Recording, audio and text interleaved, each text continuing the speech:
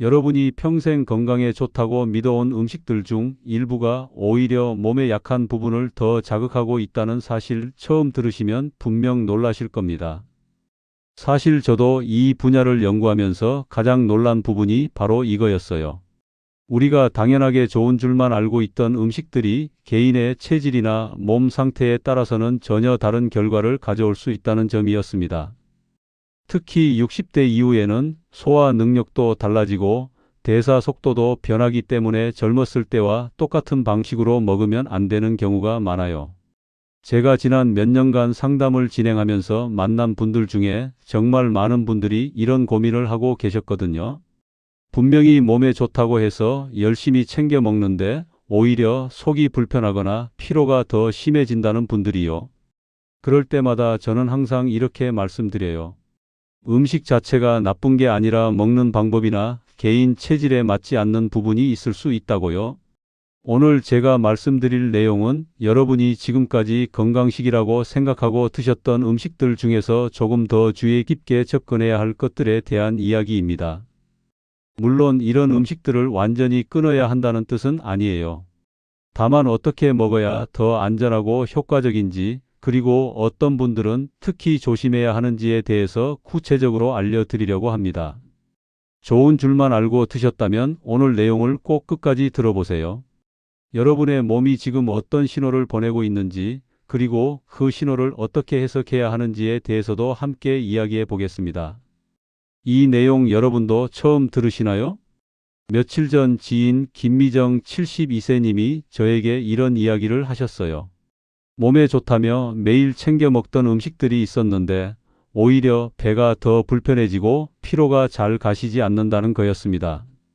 김미정님은 특히 건강에 관심이 많으신 분이라 TV나 인터넷에서 좋다고 하는 음식들은 거의 다 시도해 보셨다고 하더라고요. 저는 일단 평소에 어떤 음식들을 자주 드시는지 하나씩 살펴봤죠. 아침에는 아보카도, 토스트에 견과류 한 줌, 점심에는 닭가슴살 샐러드, 간식으로는 제로 음료와 함께 견과류를 또 드시고 저녁에는 김치찌개에 현미밥까지. 듣고 보니 정말 건강한 식단이었어요. 그런데 알고 보니 많은 분들이 건강식이라고 믿고 드시는 음식들이었고 김미정 님도 딱 그런 패턴이었습니다. 문제는 음식 자체보다 과하게 먹거나 보관이 잘못된 경우 또는 특정 성분이 몸에 부담을 주는 경우였어요. 예를 들어 김미정 님이 드시던 견과류는 큰 포장으로 사서 몇 달씩 드시고 있었거든요. 그리고 아보카도는 좋다고 해서 거의 매일 한 개씩 드시고 계셨고 제로 음료도 물 대신 하루에 두세 캔씩 마시고 계셨어요. 그래서 김미정님과 함께 아주 작은 습관만 고쳐봤습니다. 성분표 한번 보는 것, 오래된 견과류는 바로 버리는 것, 아보카도는 며칠에 한 번만 먹는 것, 제로 음료 대신 물이나 보리차 마시는 것. 정말 사소했지만 한 달쯤 지나니 속쓰림이 줄고 식사량도 안정되더라고요. 무엇보다 김미정님이 가장 힘들어 하시던 식후 피로감이 많이 개선됐다고 하시더라고요. 이런 변화가 가능했던 이유는 김미정님의 몸이 특정 성분들에 대해 부담을 느끼고 있었기 때문이었어요. 나이가 들수록 소화 효소의 분비량도 줄어들고 간이나 신장의 해독 능력도 예전 같지 않거든요. 그런 상황에서 좋다고 해서 무조건 많이 먹으면 오히려 몸에 무리가 갈 수 있는 거죠. 구독과 좋아요 부탁드리고 이 채널은 여러분의 건강한 노년을 응원합니다. 끝까지 보시면 왜 지금 당장 여러분의 작은 습관을 바꿔야 하는지 분명하게 깨닫게 되실 겁니다. 오늘 이 영상에서 말씀드릴 내용은 여러분의 식습관 관리 방식을 완전히 바꿀 수 있는 중요한 지혜입니다. 이 이야기를 끝까지 들어야 전체 흐름을 알 수 있습니다. 마지막에 나올 한 가지 실천법을 모르시면 지금까지의 노력이 의미 없어질 수 있어요. 그렇게 작은 변화로도 몸이 달라진다는 걸 알게 되셨다면 이제 본격적으로 하나씩 짚어보겠습니다. 건강식인 줄 알았는데 오히려 몸에 부담을 줄 수 있는 음식들을 구체적으로 살펴보겠습니다. 먼저 인공감미료부터 이야기해 볼게요. 많은 분들이 당뇨나 체중 관리를 위해서 제로 음료나 무설탕 제품들을 찾으시죠. 단기적으로는 분명히 설탕보다 나아 보이지만 장기간 섭취했을 때는 오히려 허기 증가와 불필요한 칼로리 보상 반응이 생길 수 있어요. 국내외 여러 연구에서 인공감미료가 장내 미생물 균형을 흐트러뜨릴 수 있다는 결과가 발표됐습니다. 특히 우리나라 건국대학교에서 진행한 연구에 따르면 인공감미료를 장기간 섭취한 그룹에서 유익한 장내 세균의 수가 현저히 줄어들었다고 해요. 김성우 69세님 같은 경우에는 제로 음료를 하루 2캔씩 드시다가 배가 더 자주 불러오고 소화가 불편해졌어요. 처음에는 나이 때문인 줄 알았는데 제로 음료를 줄이고 물이나 보리차로 바꾸니까 한 달 만에 증상이 많이 좋아지더라고요. 제로 음료는 단기적으로만 사용하고 물이나 보리차를 기본으로 바꾸는 게 좋습니다. 특히 당뇨 관리한다고 인공감미료를 과하게 섭취하는 경우가 가장 위험해요. 여러분은 하루에 제로 음료를 얼마나 드시나요? 다음으로 가공 닭가슴살 이야기를 해보겠습니다. 고단백 식품이라는 장점은 분명하지만 가공 과정에서 인산염이 많이 들어가면 칼슘 배출을 유도해서 뼈 건강에 부담을 줄 수 있어요. 인산염은 식품을 부드럽게 만들고 보존성을 높이기 위해서 넣는 첨가물인데 문제는 체내에서 칼슘과 결합해서 칼슘의 흡수를 방해한다는 거예요. 서울대학교 연구팀에서 발표한 자료에 따르면 인산염 과다 섭취는 골다공증 위험 증가와 관련 있다고 해요. 특히 60세 이후 여성분들에게는 더욱 주의가 필요하다는 내용이었습니다. 오재호 74세님은 매일 간편식 닭가슴살을 드시다가 무기력감과 잦은 근육 경련을 느꼈어요. 성분표를 확인해 보니 인산염 함량이 상당히 높은 제품이었거든요. 그래서 성분표를 확인해서 인산염이 적은 제품을 선택하시거나 일주일에 23회만 드시라고 권해드렸어요.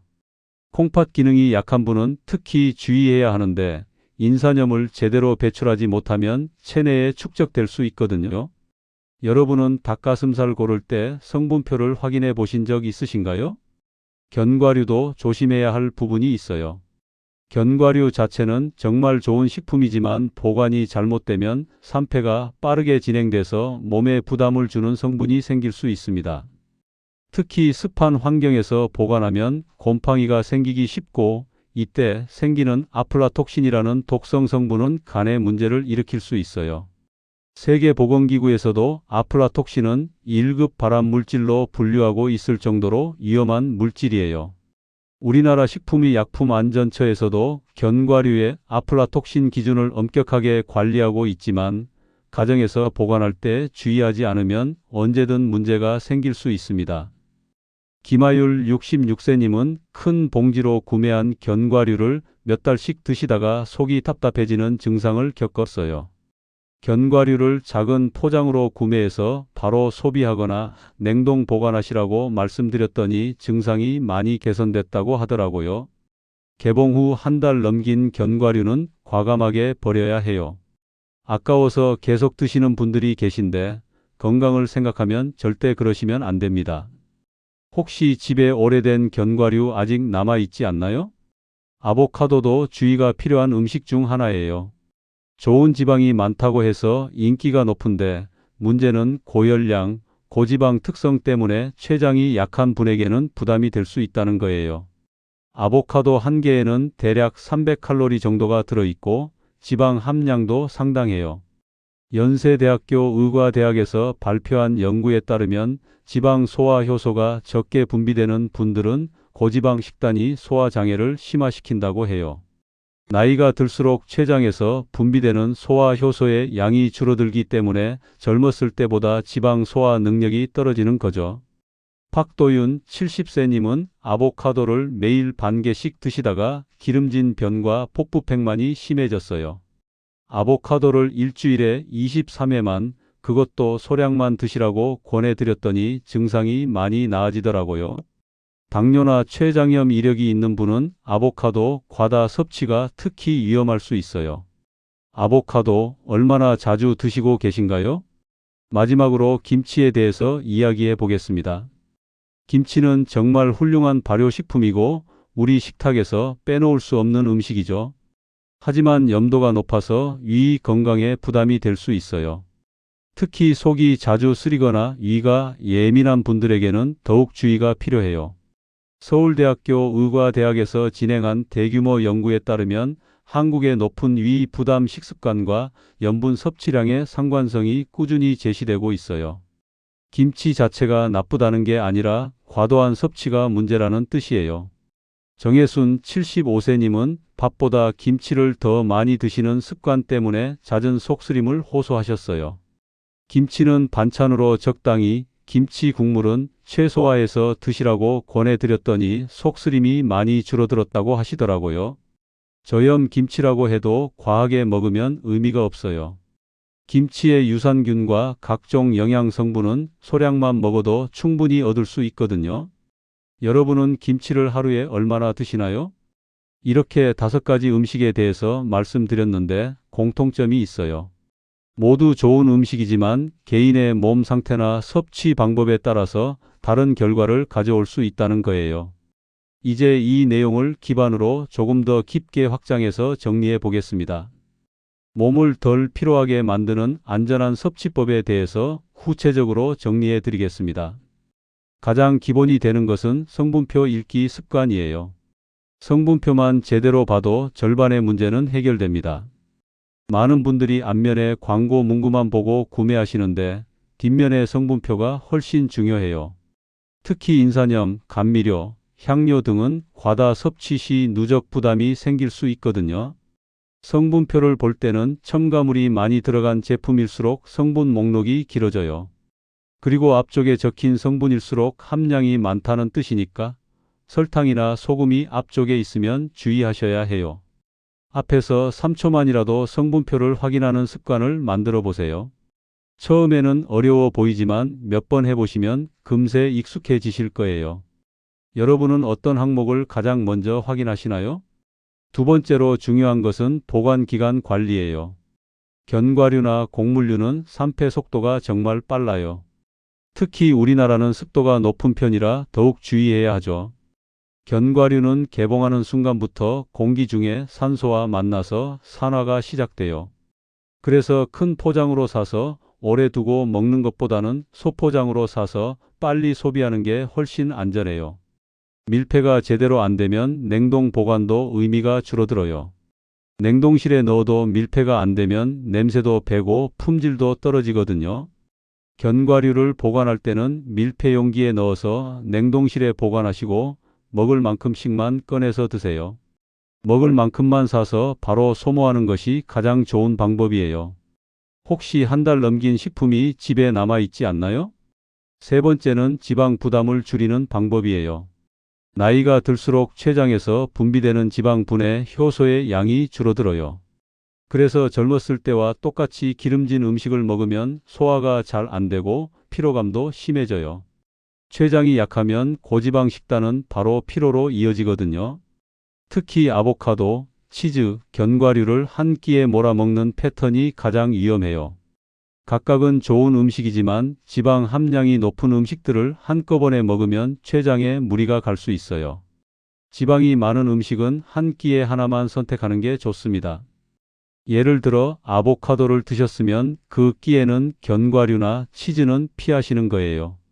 여러분은 지방 많은 음식 어떻게 조절하고 계신가요? 네 번째는 염분 조절이에요. 김치, 젓갈, 곡물류가 합쳐지면 하루 염분 권장량을 단숨에 넘을 수 있어요. 세계보건기구에서 권장하는 하루 염분 섭취량이 5지인데 김치찌개 한 그릇만 해도 이미 그 절반 정도가 들어있거든요. 거기에 김치 반찬까지 더하면 권장량을 훌쩍 넘어서는 거죠. 짠 음식을 좋아하는 분들은 위가 예민한 경우가 많아요. 염분이 위 점막을 자극해서 속쓰림이나 소화불량을 일으킬 수 있거든요. 그리고 나이가 들수록 신장 기능도 약해지는데 과도한 염분은 신장에도 부담을 줘요. 김치는 국물 빼고 한두 젓가락만 드시고 국물 요리를 드실 때도 건더기 위주로 드시는 게 좋아요. 평소 음식이 짜다는 이야기 들어보신 적 있으신가요? 다섯 번째는 음식에 대한 오해를 바로잡는 거예요. 많은 분들이 건강식은 많이 먹을수록 좋다고 생각하시는데 실제로는 양이 아니라 방식이 중요해요. 아무리 좋은 음식이라도 과도하게 먹으면 독이 될 수 있거든요. 한 가지 음식에 지나치게 몰입하는 식습관이 가장 위험해요. 예를 들어 블루베리가 좋다고 해서 매일 한 팩씩 먹는다거나 견과류가 좋다고 해서 간식으로 계속 먹는다거나 하는 식으로요. 균형이 중요해요. 하루 식단을 세 가지 색, 세 가지 재료 정도로 단순하게 구성하는 게 좋습니다. 여러분은 어떤 음식을 가장 건강식이라고 믿고 계신가요? 여섯 번째는 개인 체질을 파악하는 거예요. 같은 음식이라도 사람마다 반응이 달라요. 특히 60세 이후에는 소화 능력이나 대사 능력이 개인차가 더 커져요. 어떤 분은 유제품만 먹어도 배가 아프고 어떤 분은 견과류만 먹어도 속이 더부룩해져요. 이런 반응들을 무시하고 좋다고 해서 계속 먹으면 안 돼요. 몸의 신호를 주의 깊게 관찰하시고 특정 음식을 먹은 후에 불편한 증상이 나타나면 일시적으로 끊어보세요. 2주 정도 끊었다가 다시 먹어봤을 때 같은 증상이 나타나면 그 음식은 여러분 몸에 맞지 않는 거일 수 있어요. 일곱 번째는 타이밍을 맞추는 거예요. 같은 음식이라도 언제 먹느냐에 따라서 몸에 미치는 영향이 달라져요. 예를 들어 견과류는 아침이나 점심에 먹는 게 좋고 저녁에는 피하는 게 나아요. 지방 함량이 높아서 저녁에 먹으면 소화가 잘 안 되거든요. 김치도 마찬가지예요. 속이 빈 상태에서 김치를 먹으면 위 점막을 자극할 수 있으니까 밥과 함께 드시는 게 좋아요. 그리고 과일 같은 경우에는 식사 직후보다는 식간에 먹는 게 소화에 도움이 돼요. 이제 마무리로 자연스럽게 이어가겠습니다. 오늘은 건강식이라고 믿어온 음식들이 오히려 부담이 될 수 있다는 점을 차근히 정리해 드렸습니다. 많은 분들이 좋은 음식은 많이 먹을수록 좋다는 생각을 하시지만 실제로는 성분표를 확인하지 않거나 보관 상태를 신경 쓰지 않는 습관 때문에 몸이 지쳐가는 경우가 많습니다. 인공감미료는 단기적으로는 도움이 될 수 있지만 장기간 섭취하면 장내 환경을 해칠 수 있고 가공 닭가슴살은 편리하지만 인산염 때문에 뼈 건강에 문제를 일으킬 수 있어요. 견과류는 보관만 잘해도 안전하게 먹을 수 있고 아보카도는 좋은 지방이지만 과도하면 소화에 부담이 되죠. 김치는 발효식품으로서의 장점은 분명하지만 염분 때문에 위에 무리를 줄 수 있습니다. 잘못 관리했을 때는 소화불량, 피로감, 속쓰림, 복부팽만 같은 증상들이 나타날 수 있어요. 심한 경우에는 영양소 흡수도 방해받고 전반적인 컨디션도 나빠질 수 있고요. 하지만 제대로 관리했을 때는 장이 편안해지고 피로감은 줄고 소화가 훨씬 안정돼요. 무엇보다 식사 후에 느끼던 그 무거운 느낌이 사라지면서 활력도 돌아오죠. 많은 분들이 나이 들면 당연히 소화가 안 되고 피곤한 거라고 생각하시는데 그게 아니에요. 조금만 주의해서 먹어도 60대, 70대에도 충분히 활기찬 생활을 하실 수 있어요. 실제로 제가 상담했던 분들 중에 작은 변화만으로도 몸이 확실히 달라졌다고 하시는 분들이 정말 많거든요. 특히 성분표를 확인하는 습관 하나만 만들어도 절반은 해결돼요.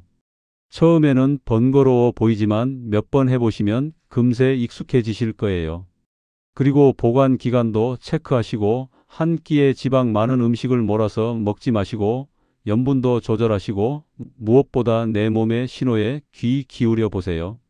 제가 오늘 제안드리는 단 하나의 실천은 아주 단순합니다.